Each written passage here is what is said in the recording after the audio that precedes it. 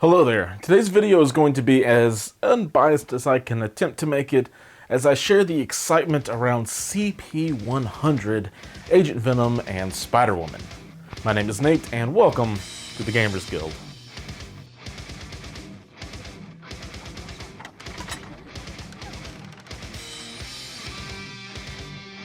So, I took a month off, and of course, during that month is when AMG would finally reveal my #1 wishlist hero since before even the actual launch of the game.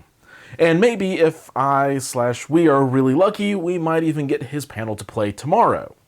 So for me, this pack is easily one of the most anticipated because, well again, #1 on my wish list. And I have seen others who are really excited about Flash coming into the game. Then there are also others who could care less about him, but are really excited for Jessica. But that's not why I think this is one of the most hotly anticipated packs that we have seen in a while. I think this is going to be a really big pack because of how many different affiliations the pack has the chance to affect, assuming the characters are able to hold their own for their threat value. Now, I absolutely admit I am working off of some of my own assumptions here, but I'm guessing that both of these characters are going to be around 4 threat. Agent Venom has no right to be any lower or higher in my opinion, since I'm expecting him to be some sort of cross between core Spider-Man and Venom. Jessica could be a 4 or a 5, but I feel like 4 is a pretty safe bet to put her on a similar level as her bestie Captain Marvel. So, if these are true, this pack has major implications for up to 6 affiliations, half of which haven't had a new release in over a year. Hear me out.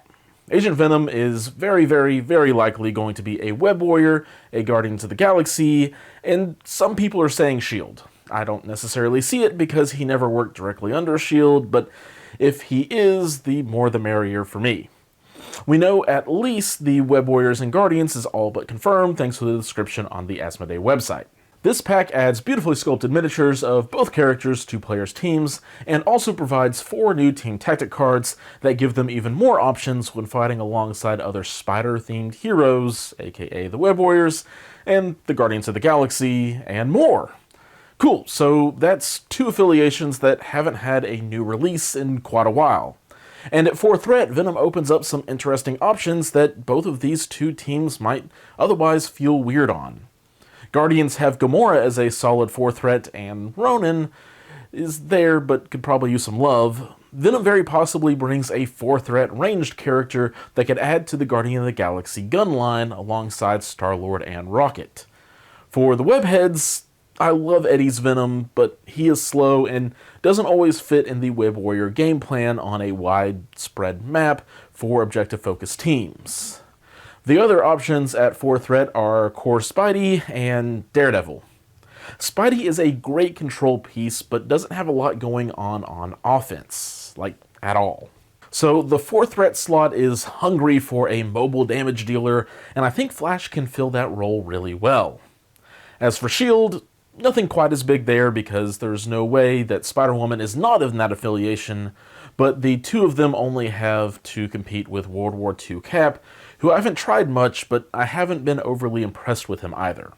So Agent Venom is going to be a solid addition to some affiliations that need some love, but as much as I hate to say this, I think Jessica Drew is going to be an even more impactful for release.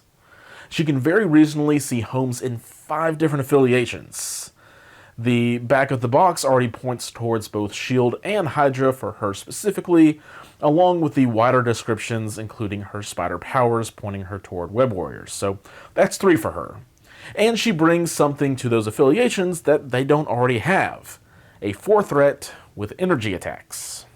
Or maybe it's just 1 attack, who knows, it's all speculation, but I wouldn't be surprised if she has a range 3 or 4 Venom Blast as a builder or a gainer.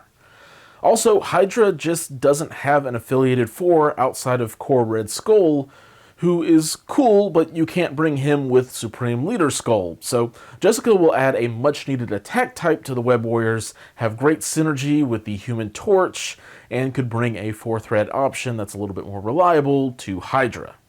And then there are 2 more affiliations that I could pretty reasonably see her getting into.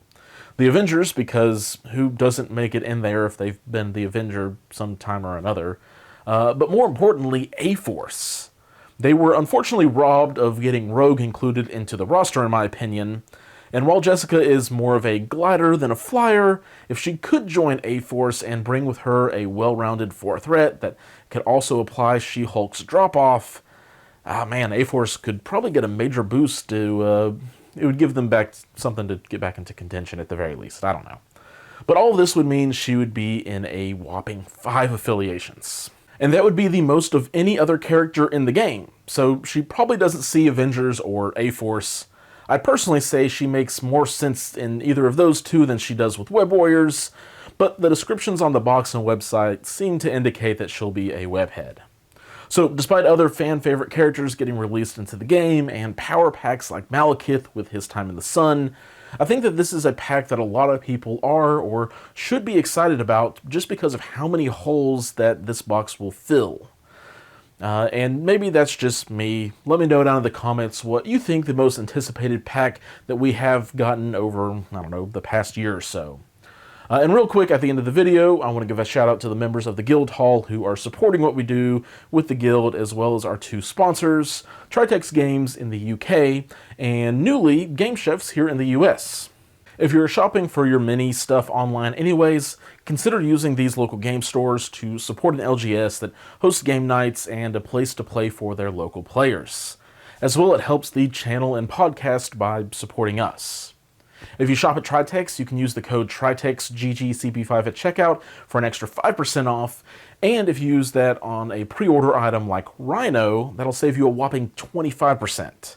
And if you are in the US, head to GameChefs.org and use the code GamersGuild, no spaces, to save an extra 15% off of their already discounted prices, which comes out to a really good bargain on your end. However, I will continue to say, if you are shopping from your own LGS, just keep supporting them. We all understand and appreciate that in helping out your local gaming store. Thank you all for watching, and until next time, keep on gaming.